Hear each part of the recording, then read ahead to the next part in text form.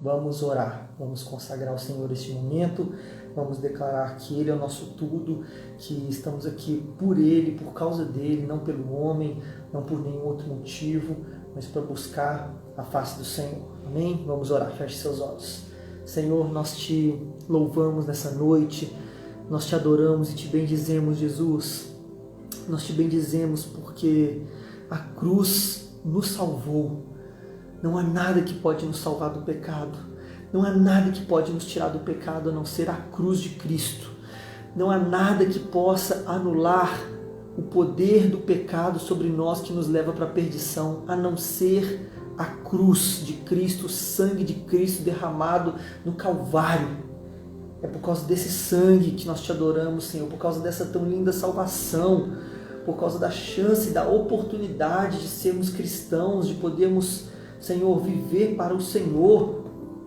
É maravilhoso uma vez que a nossa carne, o nosso ser, o nosso humano interior, o nosso humano exterior, ele quer o pecado, ele deseja o mal, mas mesmo assim o Senhor nos atrai para o Teu Espírito Santo.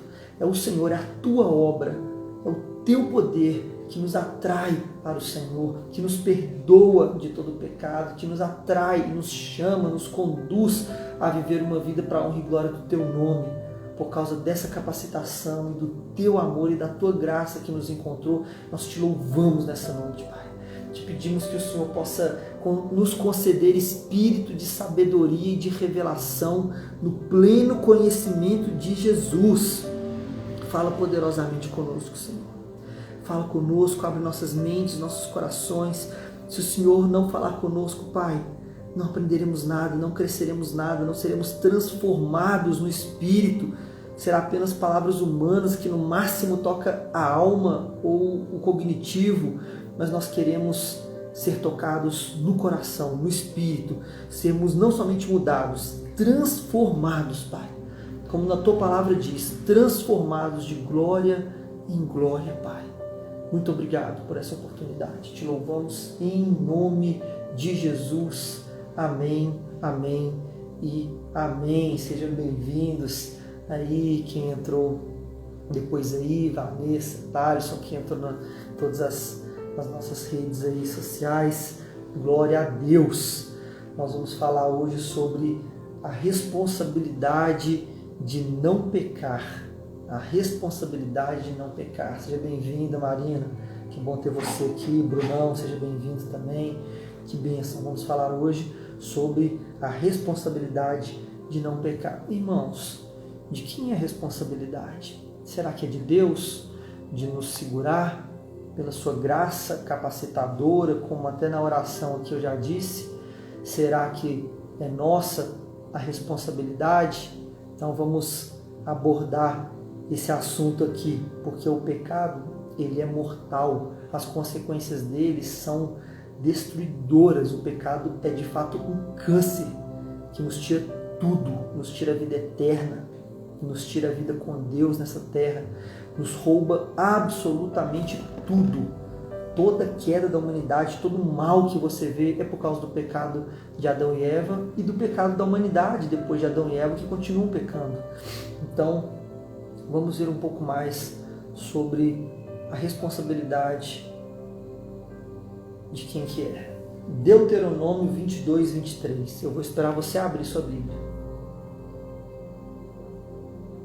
Quero muito que você redobre sua atenção para a gente falar sobre Deuteronômio 22, 23, até o 26 na parte A.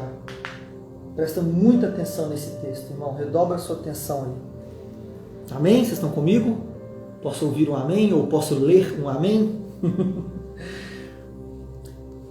Se houver moça virgem, desposada, e um homem a achar na cidade e se deitar com ela, então trareis ambos à porta daquela cidade e apedrejareis a eles, até que morram. A moça, porque não gritou na cidade, e o homem, porque humilhou a mulher do seu próximo. assim eliminarás o mal do meio de ti. Porém, outro caso agora, se algum homem no campo, primeiro foi onde? Na cidade. Agora é onde? No campo. Porém, se algum homem no campo achar moça desposada e a forçar e se deitar com ela, então morrerá só o homem que se deitou com ela. Com a moça não se fará nada. Bem-vindo aos outros que estão chegando, irmãos amados, sejam muito bem-vindos. Estamos lendo Deuteronômio 22 e 23. E é um texto muito interessante, muito forte também. O homem que violentou a moça na cidade, aquela lei antiga de Moisés, que não cabe a nós estamos tirando aqui da lei de Moisés um conhecimento, nós estamos tirando aqui da lei de Moisés algo espiritual e como que uma figura de linguagem para nós do Novo Testamento. Seja bem-vinda, Jana, que bênção ter você aqui. Então, por que o texto de Deuteronômio 22 e 23 diz isso? Se o homem violentar a mulher dentro da cidade, devem ser mortos, apedrejados o homem e a mulher. E quando a mulher não gritar. Agora, se deitou com ela, porém, se algum homem no campo achar a moça desposada, forçar e deitar com ela, então morrerá só o homem. Só o homem. Hugo, seja bem-vindo, queridão. Não falou nem a respeito de que se a moça gritou ou não. Eu sei que talvez você ainda não está entendendo o porquê disso tudo, mas vai clarear. Eu vou te falar aqui, olha. Em Deuteronômio 22 e 23, isso aqui é espiritual, isso aqui é profético para o homem de todas as gerações. A mulher que foi violentada na cidade, ela é obrigada a gritar. Se ela não gritar, ela é apedrejada junto com o homem que a violentou. O que significa isso? O que significa ela ser violentada e gritar? Significa que tem condição dela ser salva. Por quê? Porque está na cidade. Cidade tem muitas pessoas em volta. Ela tem a oportunidade, ela tem condição, tem meios de ela não ser violentada. Se ela está na cidade cheia de gente e não gritou, é porque ela é conivente com o ato sexual, é adultério. Então não foi estupro, ela quis.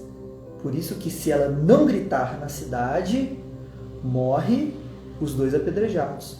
Agora, se o estupro for no campo, não fala nem que a moça precisa gritar. Está no campo, não vai ter ninguém para ouvir. Foi no campo o estupro, mata só o homem. Para onde que isso aqui está apontando? Para o homem e para a possibilidade de escapar do pecado. A mulher sendo forçada aqui no campo remete ao homem do Antigo Testamento. Ele não tinha o Espírito Santo dentro de si. A Bíblia diz que o Espírito Santo vinha sobre alguns poucos reis, profetas e sacerdotes. Isso inclui os juízes, né, como reis, ali como líderes. E ali o Espírito Santo vinha apenas sobre eles, fazia uma obra do milagre de Deus e saía. Agora no Novo Testamento nós somos cheios do Espírito Santo, é diferente, o Espírito Santo habita dentro de nós e nos capacita, como diz a Bíblia, o Espírito Santo nos capacita a viver uma vida piedosa. Piedosa. Sejam bem-vindos os que estão entrando, Tiracema, Douglas.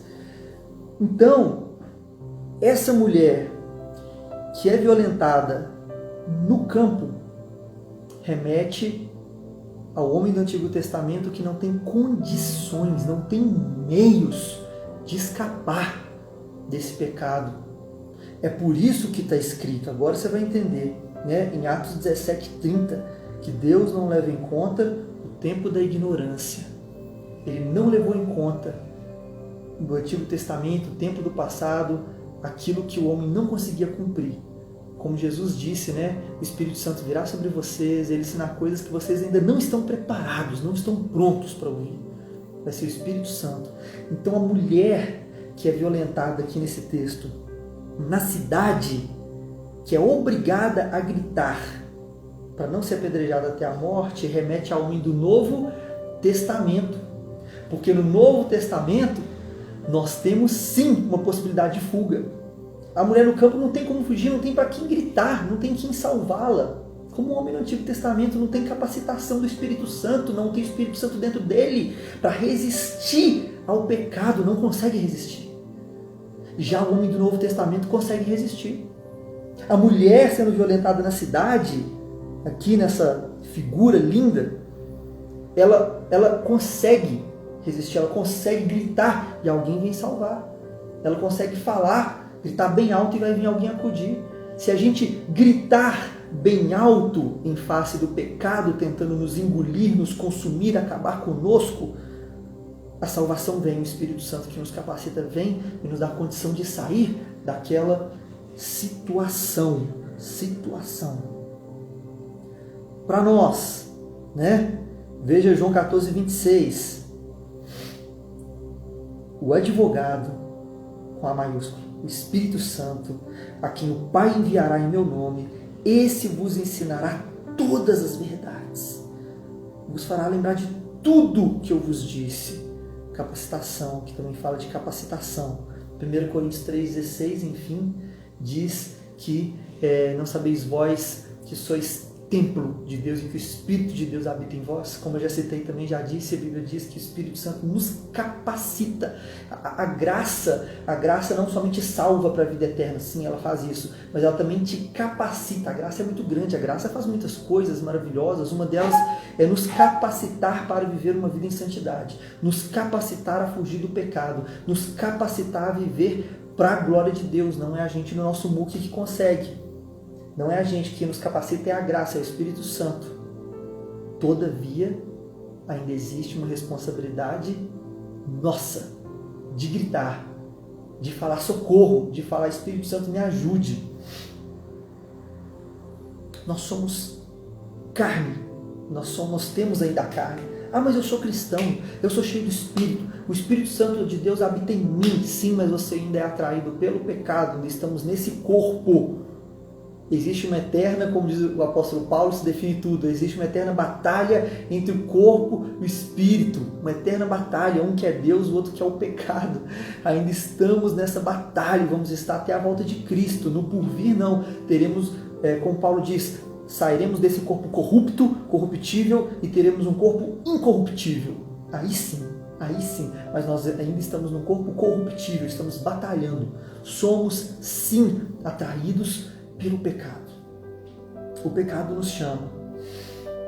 Olha o texto de Romanos 7,18, como Paulo sofre com isso, como Paulo batalha com essa questão do pecado, que ele quer Deus, ele quer viver para o Senhor, mas a carne dele chama ele para o pecado, então ele acaba fazendo o que ele não quer. É tremendo, um texto clássico, Romanos 7,18, porque eu sei que em mim, isso é, na minha carne, não habita bem nenhum. Tá vendo? O bem não está na gente, não é inerente do homem. Inerente do homem é pecado, porque viemos de Adão e Eva que pecaram.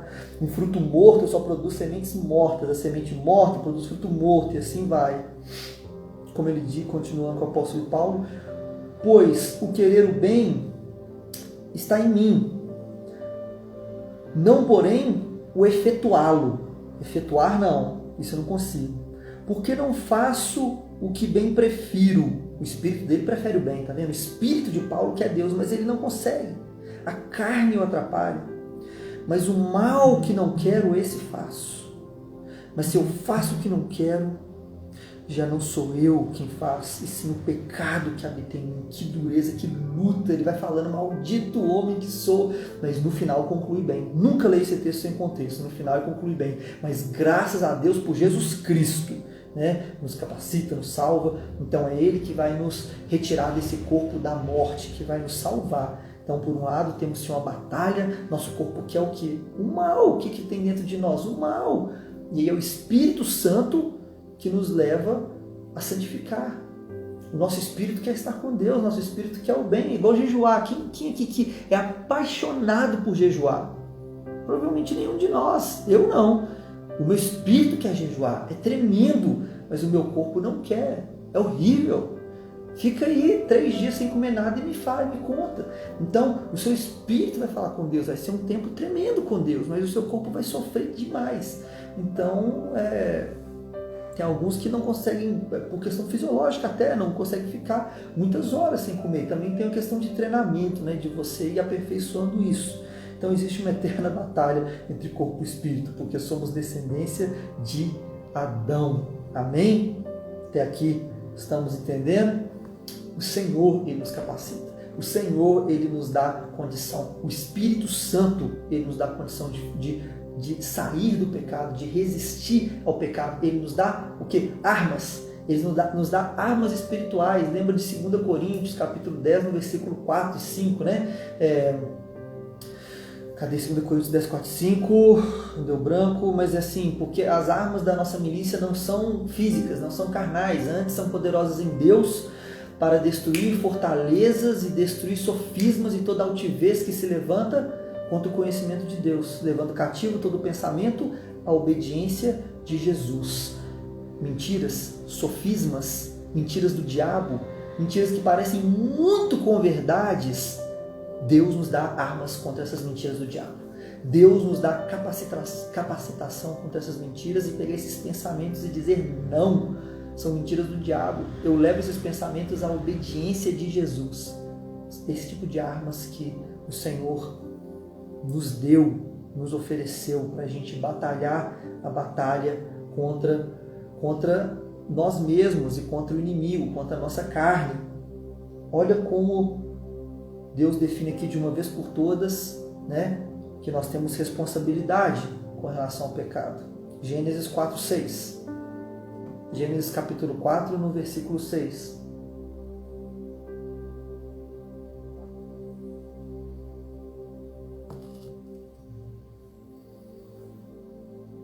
Então lhe disse o Senhor, é Deus falando com Caim e Abel. Por que andas irado? Falando com Caim especificamente. Com Caim. Por que andas irado, Caim? E por que descaiu o teu semblante? Se procederes bem, não é certo que será aceito? Se todavia procederes mal, eis que o pecado jaz à porta. O seu desejo será contra ti. Presta atenção no fim do versículo. Mas te cumpre dominá-lo. Vou repetir. Mas cumpre a você, é de sua responsabilidade dominá-lo. O pecado te bate à porta. Seu desejo será contra ti. Mas te cumpre dominá-lo. Sempre foi uma responsabilidade humana. Como eu já disse, vamos contextualizar tudo direitinho. No Antigo Testamento, Deus ele tem um texto lindo que fala que o Senhor ele perdoa o tempo da ignorância. Como disse aqui no nosso texto base, mostrando que o homem do Antigo Testamento ele não tinha o Espírito Santo dentro de si, o capacitando a lutar contra o pecado. Mas no Novo Testamento nós temos, após Jesus Cristo ter morrido por nós, ascendido aos céus, e ele diz, quando eu subir aos céus, enviarei o Espírito Santo e darei dons aos homens. Então, nesse momento, ele nos dá o Espírito Santo, ele habita dentro de nós e nos capacita a cumprir isso aqui. O pecado está à sua porta, à minha porta, à sua porta. Seu desejo será contra ti, mas te cumpre dominá-lo. Gabriel, saudade de você, querido. Seja muito bem-vindo. Outras pessoas entrando aí, sejam todos muito bem-vindos. Então, resumindo, o Senhor nos capacita a viver uma vida piedosa. Mas, se nós vamos viver uma vida em santidade, se vamos viver uma vida para a glória do Senhor, isso é outra coisa. Ele nos dá capacitação, não quer dizer que automaticamente nós vamos viver, né, em santidade, fugir do pecado, né, viver à altura disso que Ele nos deu, viver à altura de filhos de Deus. Não necessariamente. Não necessariamente. Viu que tem dois lados? Cidinha Mendonça, bem-vinda aí, já deve ter entrado há mais tempo agora que eu estou vendo. Por um lado, o Senhor que nos dá capacitação. Por outro, nós devemos fazer bom uso dessa capacitação, desse presente, desse dom Você vê que a Bíblia fala como se fosse um mutualismo. Fala em Marcos 16, 20 ou 16, lá no finalzinho do último capítulo, vai falar, e os apóstolos, os discípulos, eles pregavam e o Senhor confirmava com milagres e maravilhas enquanto eles faziam a obra. Está vendo um trabalho em equipe juntos? O Senhor corroborava, tem uma versão que eu gosto mais, corroborava com eles. Outro texto completamente diferente vai falar que o Espírito Santo está fazendo a obra e os discípulos corroboram. O ser humano colabora com a obra. Então é um colaborando com o outro e o outro colaborando com um. Então é um mutualismo. O Espírito Santo, Deus, tem a sua parte, nos capacita. Nos deu o Espírito Santo dentro de nós para nos habilitar, nos capacitar, nos dar armas contra o pecado. Se vamos puxar o gatilho contra o pecado é outra coisa, quem puxa o gatilho somos nós. Quem vai usar dessa capacitação e vai dizer, pecado, eu não te aceito, tá! Eu não quero você, eu não quero me render ao pecado, eu não quero me render ao velho homem, eu não quero me render ao diabo. Somos nós, é de nossa responsabilidade usar aquilo que Deus nos deu. Será que eu fui bastante claro? Podemos contar com a ajuda do Espírito Santo. Podemos contar com Ele para nos fortalecer. Irmão, entenda uma coisa, o Espírito Santo, Ele quer conduzir você por caminhos melhores. Mas eu não consigo, eu não tenho conseguido, eu tenho estado fraco, eu tenho estado frio. Eu vou te perguntar uma coisa para começar, o quanto você tem se alimentado da palavra? Não vai ter forças mesmo. Uma vez eu fui andar de skate com um amigo e ele estava sem comer. Você acha que ele andou bem? Você acha que deu certo na pista de skate? Você acha que ele não lesionou lá? Não comeu. O que ele esperava? Mas eu amo esporte radical, eu quero fazer, eu estou na pista, eu cheguei até aqui, de nada adianta. Vai cair, vai dar ruim, não vai caminhar.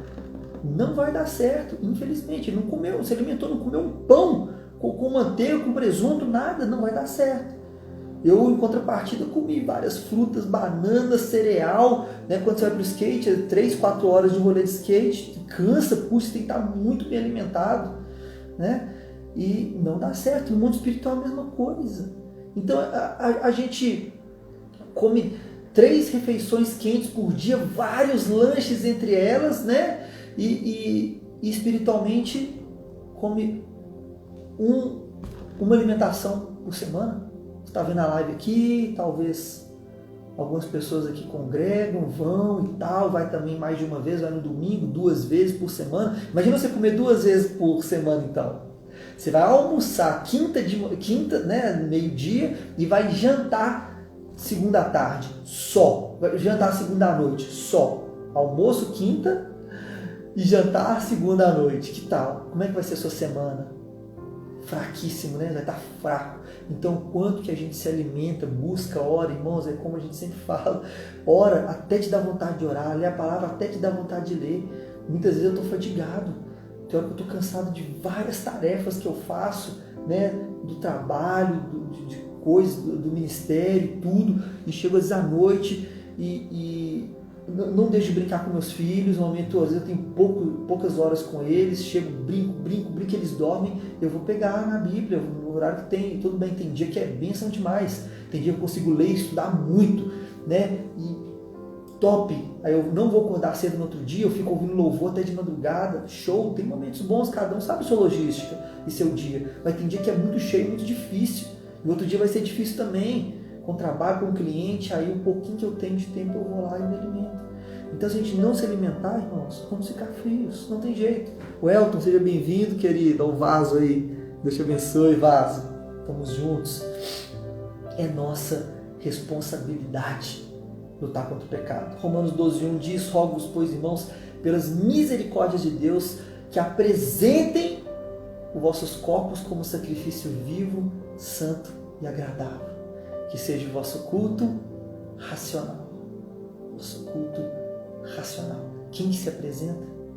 Quem que dedica o corpo como sacrifício vivo, santo e agradável? Nós mesmos, que é um chamado de Paulo.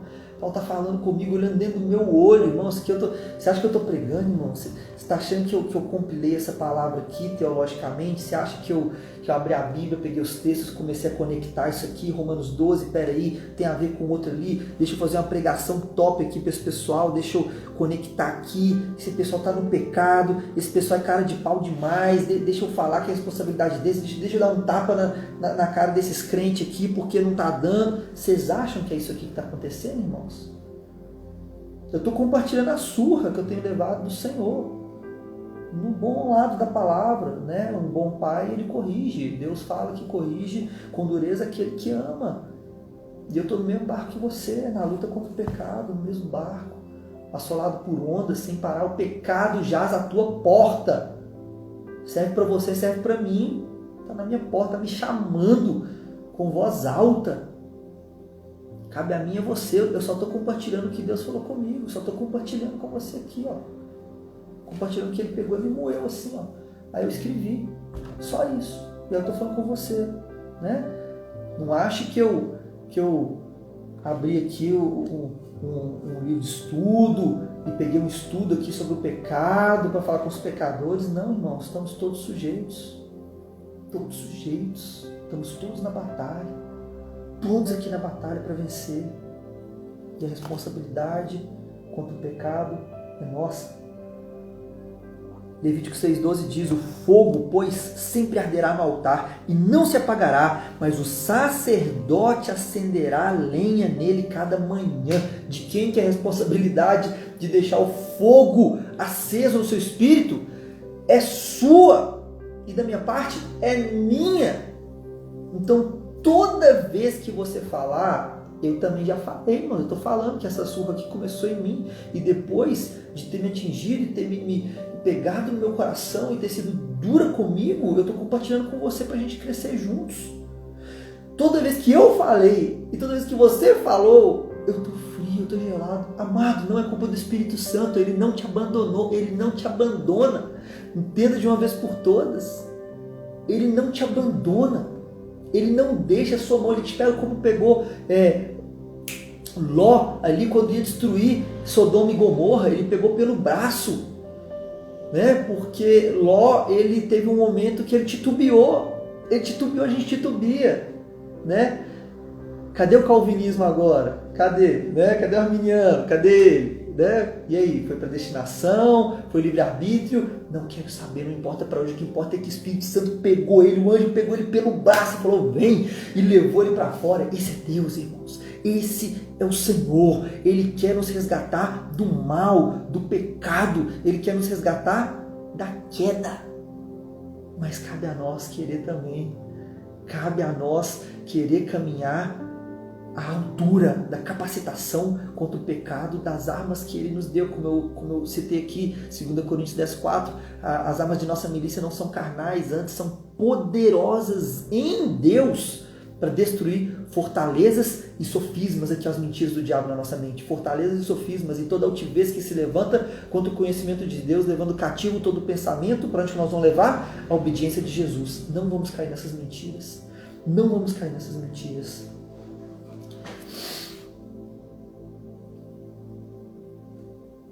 O diabo, meu irmão, não pode nos dominar. Sabe que você pode dizer isso aí na sua casa, onde você estiver?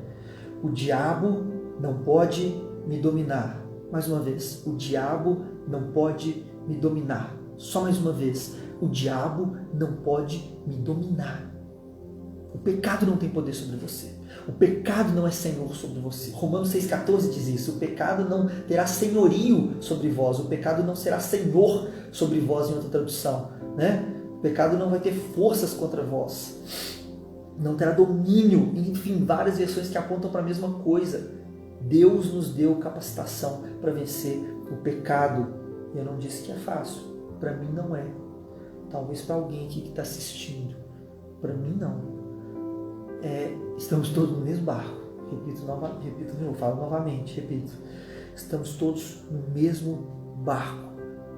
E precisamos dessa capacitação e precisamos tomar a atitude de usar essa capacitação, de usar essas armas que Deus nos deu, nos dá essa espada espiritual e acabar com o inimigo, acabar com a nossa alma também, nossa alma, porque é interessante como Davi fala, quieta minha alma, porque está batida minha alma. Olha o Davi, quando eu digo Davi, olha o espírito, olha o Davi, o espírito dele, o homem interior, dizendo para a própria alma, porque está batida minha alma, porque se perturbas dentro de mim, né? Espera em Deus, calma alma, fica quieta, espera em Deus, eu ainda louvarei a Ele, o meu auxílio, Deus meu, né? O final do Salmo 42, tremendo. Nós, o homem interior, o espírito, temos que falar com a nossa alma. Temos que falar com o diabo. Não. Quem manda aqui sou eu. Com Jesus ao meu lado, com o Espírito Santo me capacitando. Eu quero te perguntar, né? Beleza. O diabo tem autoridade sobre o cristão? Não. Não tem. Mas o diabo tem autoridade sobre o ímpio? Sobre o cristão, não. Muito simples. Lucas 10, 27, né? Não é? É Lucas 10, 19. Eis que vos dou autoridade sobre serpentes e escorpiões e sobre toda obra do maligno, sendo que nada absolutamente vos causará dano. Nada vos causará dano. Quanto o cristão, sabemos que não. E contra o ímpio, eu te pergunto, ele tem autoridade? Satanás tem autoridade contra o incrédulo? Contra o não cristão? Alguém responde? Alguém se aventura? A resposta é não. O diabo não tem autoridade para nada. Ele caiu do céu. Ele caiu da glória. Ele perdeu tudo. A queda dele foi tremenda. E ele não tem autoridade para tocar em nada. Ele não recebeu autoridade sobre a terra nem sobre os homens. Deus fez ali o homem, o diabo já tinha caído, a queda já tinha acontecido, ele fez o homem como a coroa da criação, a imperfeição ali aos olhos deles, não somos perfeitos, é claro, mas aos olhos dele, e fez a imagem e semelhança de Deus, e colocou o Espírito Santo dentro dele, e fala assim, dominai sobre a terra, deu domínio para o homem. O que aconteceu? O pecado abriu porta, abriu brecha, aquilo que foi dado para o homem foi entregue a Satanás pelo pecado. Foi entregue a Satanás, eu repito. E aí você entende, 2 Coríntios 4,4, quando fala que é o diabo, né, que o príncipe das potestades do ar, o Deus, com D minúsculo, o Deus desse século, ele cegou o entendimento do incrédulo, para que não enxergasse a luz da glória de Cristo, do Evangelho, que é Jesus Cristo. Então quem cegou? O Deus desse século, né? Deus desse século, o que é isso? Sim, ele recebeu isso, ele fala com Jesus no dia que estava da tentação de Jesus. Está vendo todos esses reinos? Se você me prostrar e me adorar, eu te dou todos eles, porque me foram dados. Quem que deu? Adão e Eva, por causa do pecado. Então entenda uma coisa, o que abre para Satanás atuar no homem, seja este cristão, seja este não cristão, é o pecado.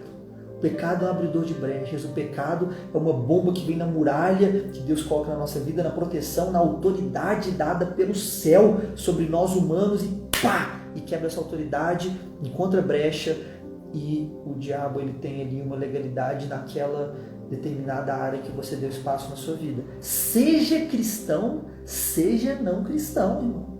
Seja não cristão. Na hora que eu perguntei, o diabo tem autoridade sobre o ímpio? Talvez você pensou, tem, mas é porque você já pensou na consequência do que é ser ímpio, eu te entendo, né? Foi até uma palavra um pouco pegadinha isso que eu fiz aqui.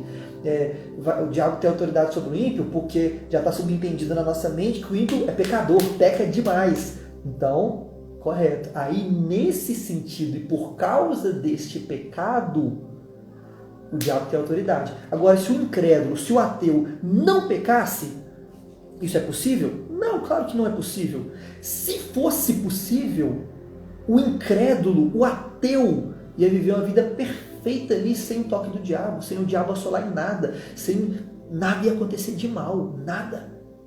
O planeta Terra ia ser a coisa mais linda e perfeita do mundo, seja o cara cristão ou ateu. Só que isso não é uma realidade.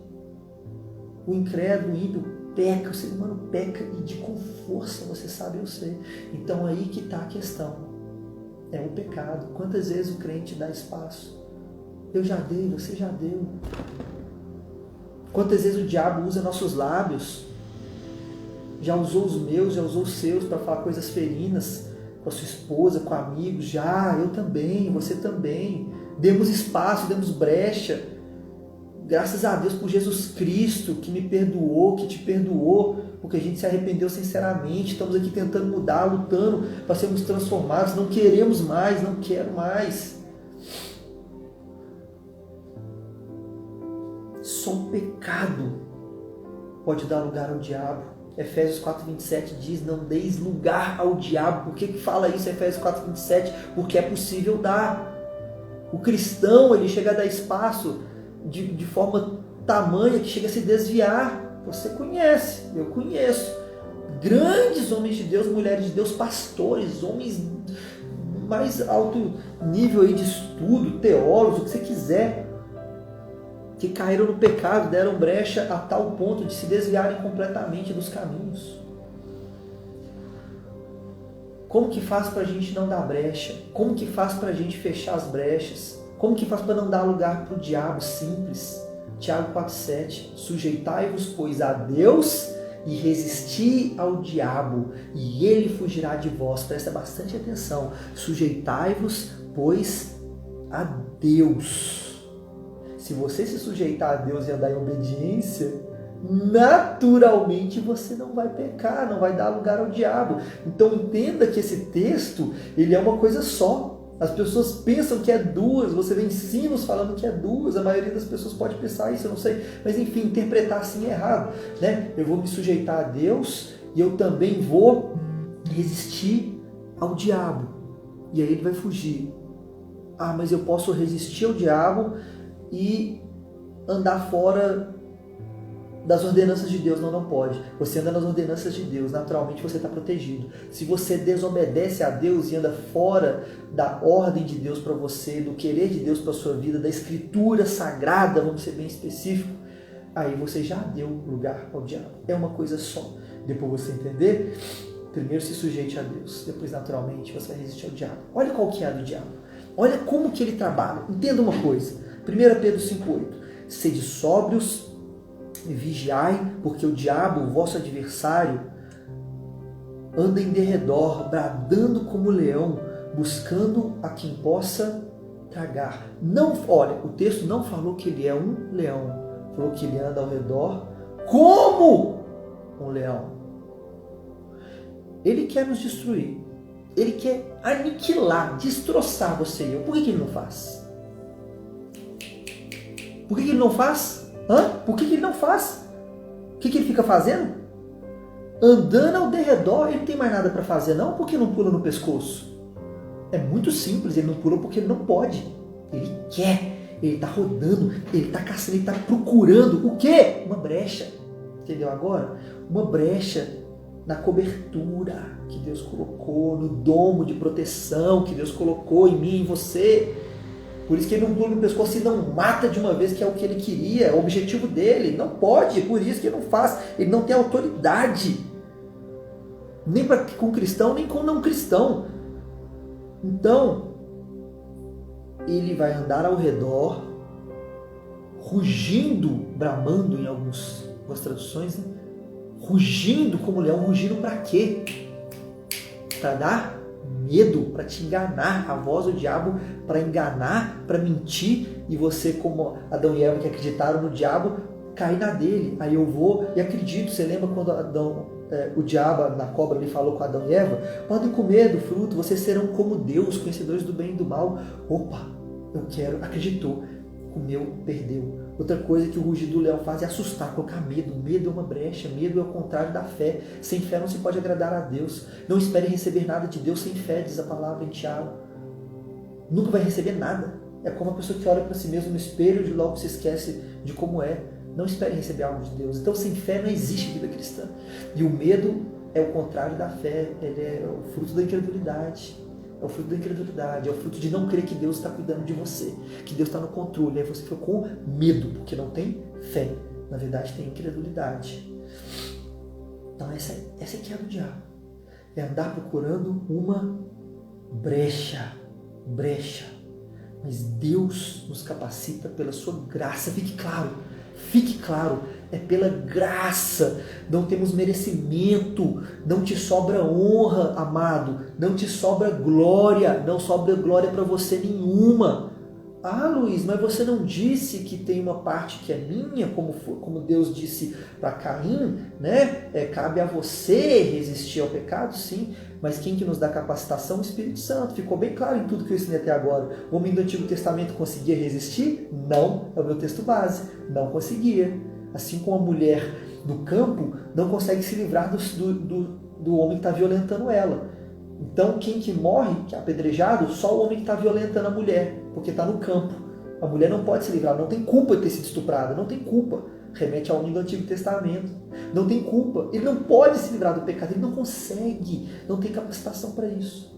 E agora, o versículo seguinte lá do meu texto base, do Antigo Testamento, fala da mulher que foi violentada na cidade. Essa é obrigada a gritar. A mulher no campo não precisa gritar. Foi estuprada, mata apedrejado o homem que estuprou. A mulher que está na cidade, que é estuprada, ela é obrigada a gritar. Senão vai morrer apedrejado os dois, o estuprador e a mulher estuprada. E a mulher violentada, né? Usar essa palavra, né? Então, ela tem que gritar. Remete ao homem do Novo Testamento. Nós já temos a capacitação. O tempo da ignorância, Antigo Testamento. O Espírito Santo já habita em nós. Nós temos a capacitação e as armas dadas por Deus para resistir o diabo. Devemos gritar, não o pecado. Devemos chamar o Espírito Santo, chamar a ajuda do Espírito Santo. Orar, buscar, nós podemos resistir.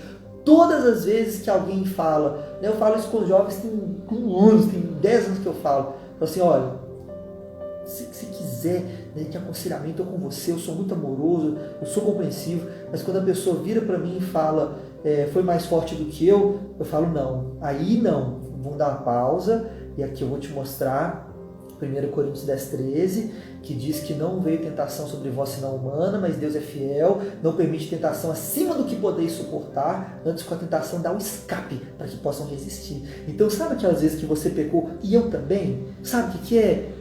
Cara de pau mesmo, não tem desculpa, não tem essa de foi mais forte do que eu, não, por favor, o Espírito é o mais forte, o Espírito é que vence, Jesus é mais forte, então a gente tem a capacitação e tem a arma para vencer, não venceu porque não quis.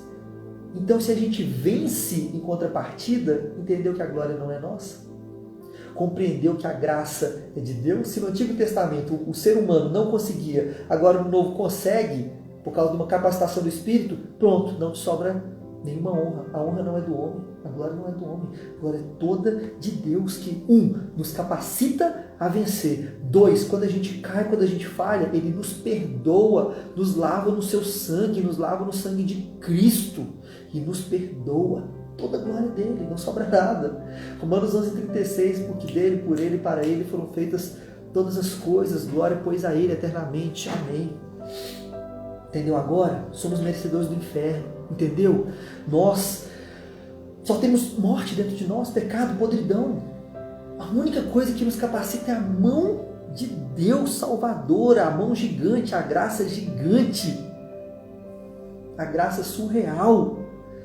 Olha como a salvação é pela graça e não tem a ver com obras. Efésios 2:8, pela graça sois salvos, por meio da fé. Isso não vem de vós, é dom de Deus, não por meio de obras, para que ninguém se glorie. Versículo 10 diz assim, pois somos feituras dele, criados em Cristo Jesus para boas obras, as quais Deus de antemão preparou para que andássemos nela. Isso aqui é tremendo.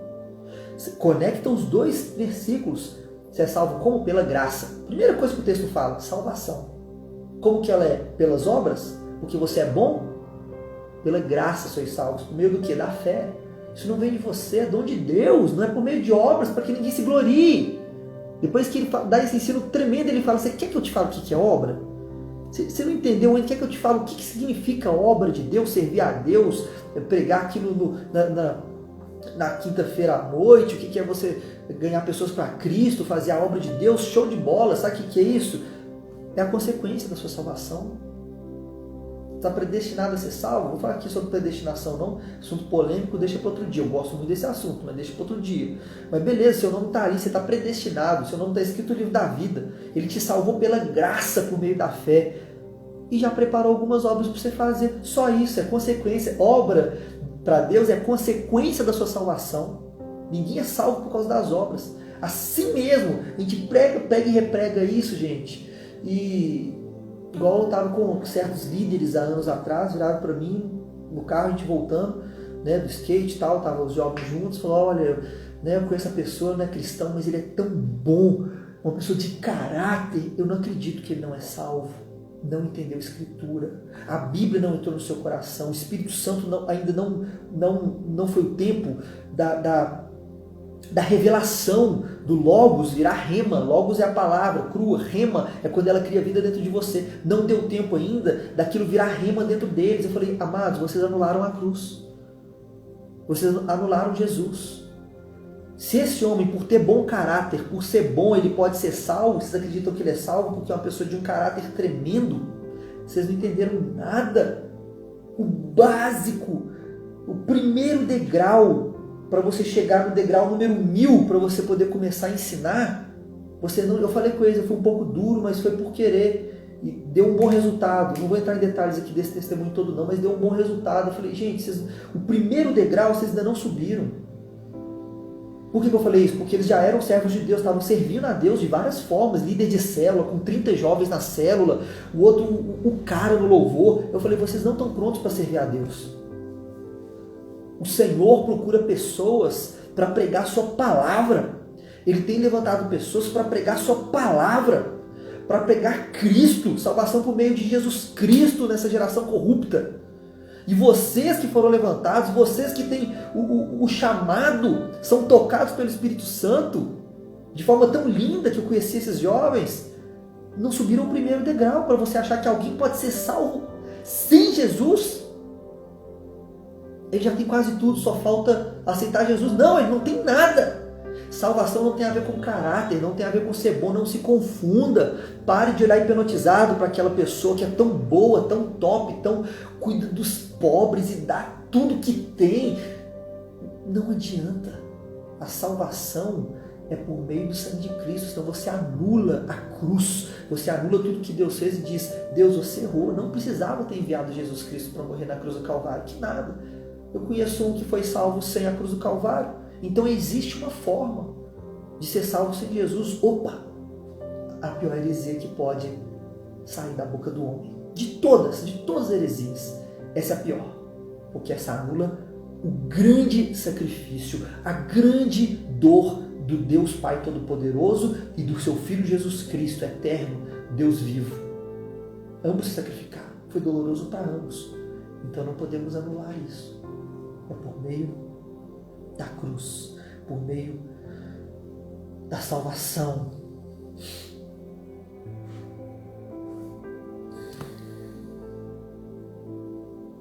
A graça, irmãos, não nos tira a responsabilidade, ela nos tira a glória, ela só tira de nós o merecimento, mas a responsabilidade não.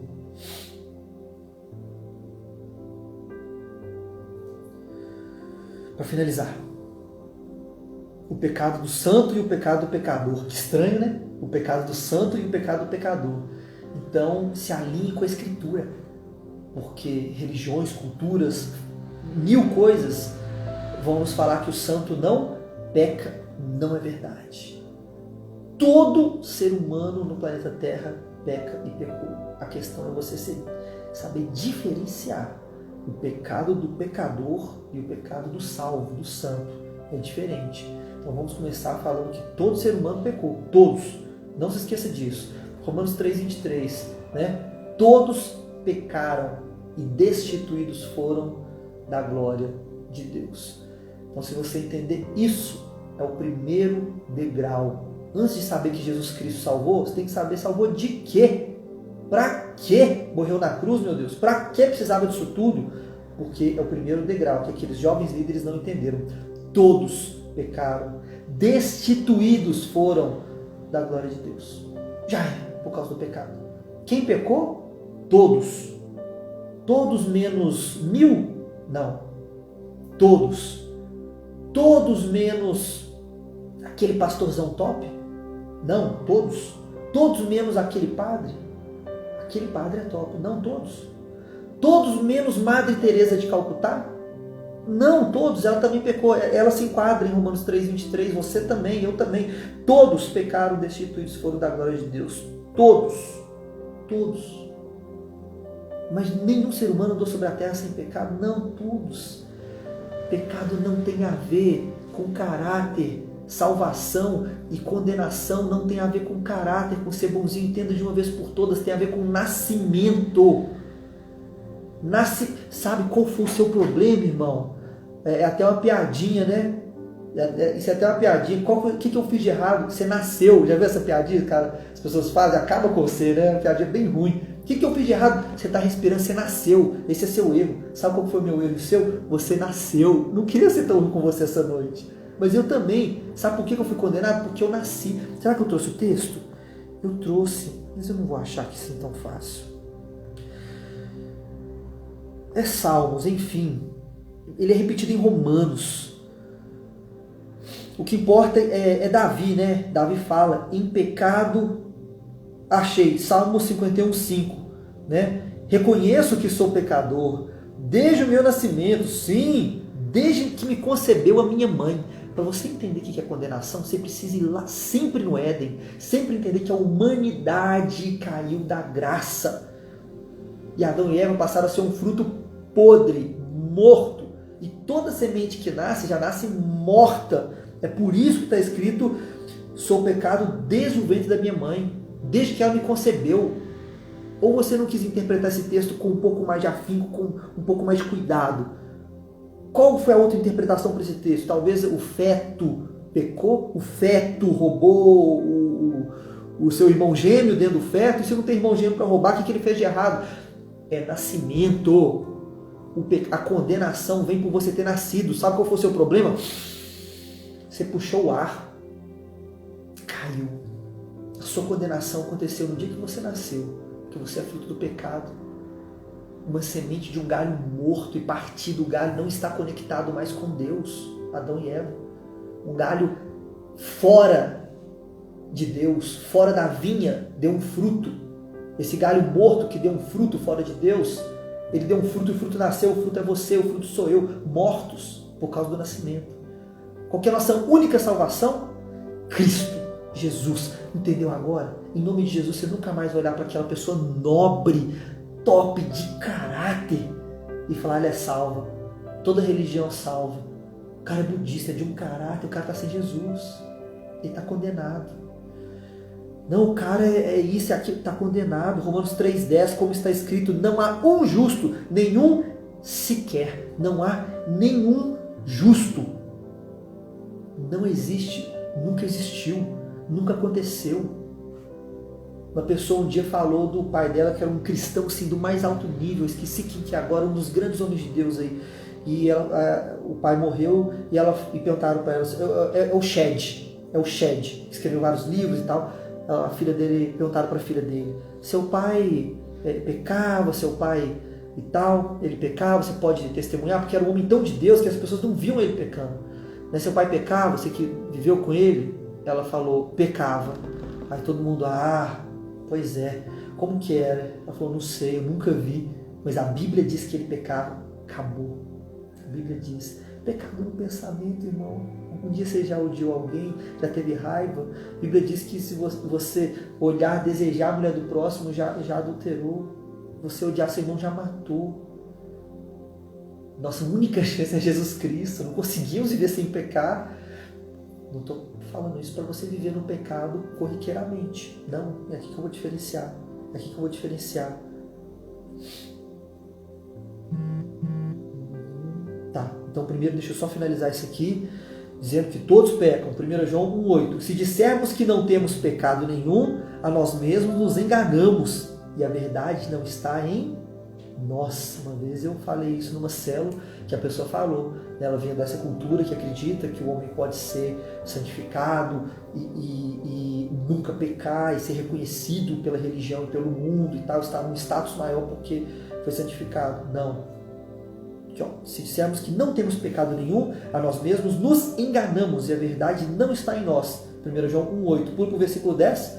Se dissermos que não temos cometido pecado, fazemos Deus mentiroso e a sua palavra não está em nós. Ai, se dissermos que não temos cometido pecado, fazemos ele de mentiroso e a sua palavra não está em nós. Qual que é o público-alvo aqui? Gabriel, Deus te abençoe. O público-alvo é o cristão. Como que ele está falando? Santos dispersos aí na Ásia Menor. Está falando com os santos. Só você ler 1 João, 2 João, 3 João, você vai entender. Pecado, salvação, né? Como que o santo peca. Entenda de uma vez por todas. Todos pecaram. É interessante até, né? Falando de Maria, Mãe de Deus, uma bênção, né? Só para os evangélicos chatos, saber que ela é uma santa mesmo, está no céu, né? A gente é tão picuinha, não consegue rasgar da religião e sermos sinceros, olharmos no olho um do outro e falarmos, aprendemos da Bíblia, nos enchemos do Espírito Santo, falar da teologia bíblica sem viés religioso. A gente não consegue por causa dessa barreira religiosa, não pode. Ô evangélico chato, Maria é uma santa mesmo. Entenda de uma vez por todas, a santa que está no céu, na glória. Para de ser picuinha com a religião. Só entenda que ela é santa porque ela abraçou a salvação. Ela entendeu Romanos 3:23. Ela entendeu. Muitos não entenderam. Ela sim. A humildade de Maria, ninguém rouba isso dela. O céu, ninguém rouba isso dela. Podem idolatrar ela, podem falar o que for, que ela é senhora, que ela é top. Ninguém rouba a salvação dela porque ela foi humilde mesmo. A maior característica daquele que admite que está indo para o inferno é a humildade. O arrogante acha que é bom.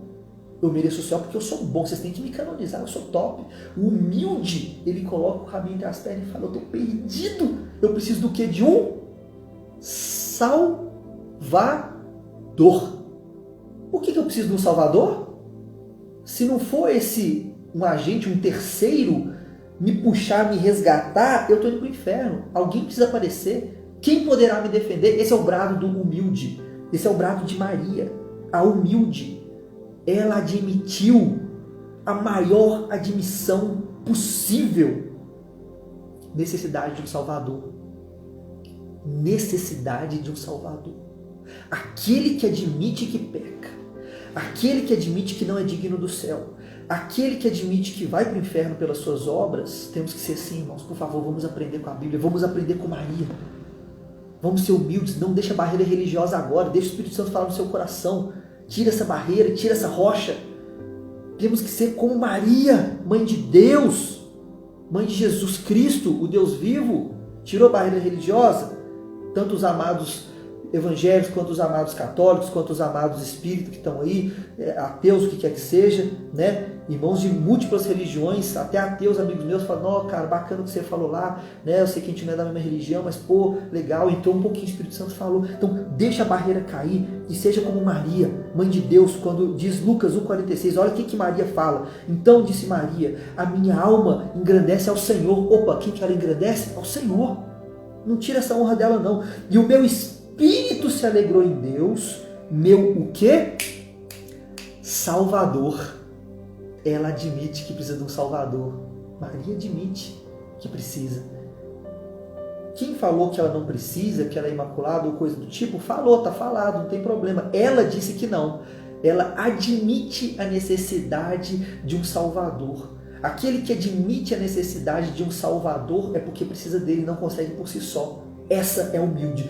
Olha o que ela fala no final. Porque contemplou na humildade da sua serva. Acertou em cheio. Eu tenho uma pregação inteira, amado, sobre Maria, porque eu amo Maria. Eu ainda não tive coragem de ministrar, estou com ela pronta há muito tempo, que chama Discípulos de Maria, porque eu sou um discípulo de Maria. Muito mais que qualquer um que seja devoto de Maria. Porque um devoto de Maria não segue os passos de Maria. Ama, às vezes idolatra, louva Maria e faz várias coisas para ela fazer, para Maria trazer para você, Maria me abençoar. Agora o discípulo, isso não diz discipulado simples, o que o discípulo faz? Segue os passos. Maria alguma vez falou que ela deve ser adorada ou adorou algum discípulo? Não. O que Maria fez? Aí você vê a vida de Maria que é tremenda. Mulher de Deus. Surreal. O que foi, né, a pessoa de Maria, e você aprende, e nós podemos ser discípulos diretamente ou indiretamente, a gente aprende isso no discipulado, né? Você pode ser discípulo de alguém que você viu tantas pregações, você nem conhece, mas você segue o discipulado. É um discipulado um pouco mais distante, sim, um discipulado indireto, mas é discipulado. Então, eu me considero discípulo do apóstolo Paulo, né? Eu me considero discípulo de Maria. E é uma pregação muito longa, eu estou terminando aqui os últimos minutos, mas eu queria trazer isso. Eu queria tentar quebrar um pouquinho da religiosidade, especialmente dos irmãos evangélicos. Especialmente, que tem uma barreira muito grande, não consegue absorver as grandezas tremendas que Deus tem através dessa mulher de Deus. Quantas pregações você já ouviu sobre Maria? Pregações lindas que nos ensinam, que ela guardava tudo no coração. Quantas, irmãos? Nenhuma. Quem está há 50 anos na igreja evangélica? Nenhuma, talvez. Por causa de barreira religiosa. Talvez os amados católicos que estão ouvindo também aprenderam alguma coisa num viés que não é bíblico.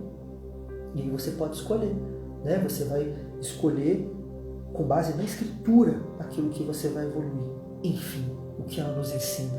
O que ela nos ensina? Humildade. Porque contemplou na humildade da sua serva. Humilde como Maria, poucos. Ela foi humilde em reconhecer o meu Salvador. Eu finalizo com isso. Irmãos, você e eu precisamos aprender com Maria. Nós precisamos ser humildes e entender de uma vez por todas que nós nascemos do pecado. O nosso pecado foi respirar, foi nascer. O dia que a gente nasceu, já fomos descendência de Adão, fruto, semente de um fruto podre, nascemos necessitados de um Salvador. Quem que vai ministrar isso no nosso coração? O Espírito Santo. Só o Espírito Santo pode falar no seu coração e no meu que a gente é falho. Não deixa a arrogância crescer e dizer eu sou bom, eu posso, eu vou ser salvo porque eu sou nobre, ajudo os pobres. Esquece obras. Como eu disse, ninguém é salvo por obras. Obras são apenas consequência da salvação. Você é salvo pela graça, por meio da fé. Você abraça essa graça e por humildade, assim como Maria foi humilde e reconheceu que precisava de um Salvador, eu e você precisamos, irmãos.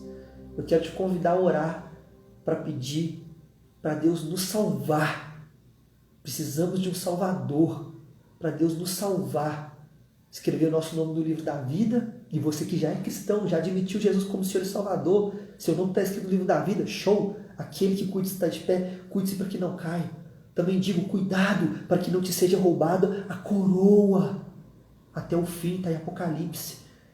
Cuidado para não te seja tirada, não é roubada, não é tirada, a coroa da vida. Outro texto de Apocalipse, aquele que resistir até o fim, este será salvo.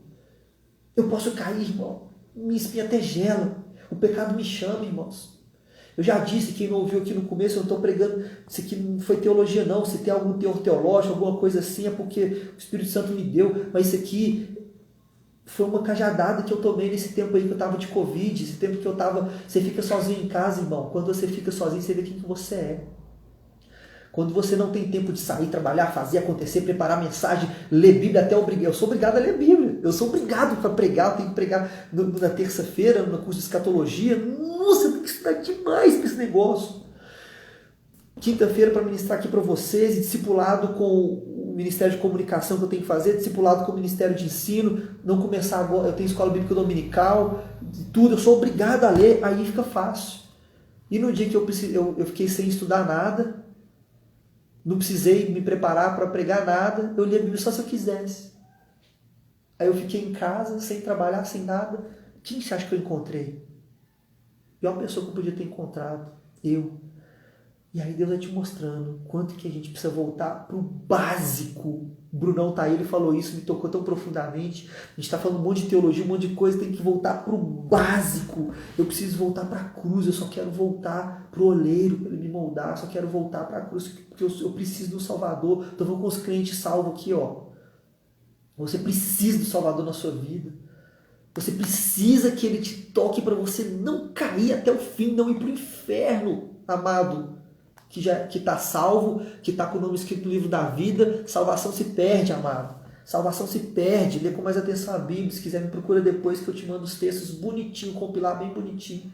Esses dois que eu já dei já é o suficiente, né? Aquele que resistir até o fim será salvo. O que não resistir não será salvo. Cuidado para não te seja tirado a coroa da vida. Sabe a coroa da vida prometida para os salvos? Ela pode ser tirada. Vai ler lá o contexto. É sair da lei de Deus, é sair da aliança. Cuidado, amado. Precisamos de um Salvador. Eu quero orar. Eu termino aqui, eu quero orar. E quero pedir ao Senhor para que Ele nos salve, nos ajude, aquele que já vive em Cristo e aquele que ainda não. Que o Senhor nos ajude, nos salve de nós mesmos. Amém? Feche os seus olhos. Vamos orar. Senhor Jesus, eu quero primeiramente te agradecer por essa palavra que o Senhor tem ensinado ao meu coração, tem me moldado, tem falado com muita força e tem me mostrado que eu preciso voltar cada vez mais para o oleiro para ser moldado, que eu preciso de um Salvador todos os dias, que eu sou necessitado, aquele que está de pé, cuide para que não caia, eu sou necessitado do Senhor.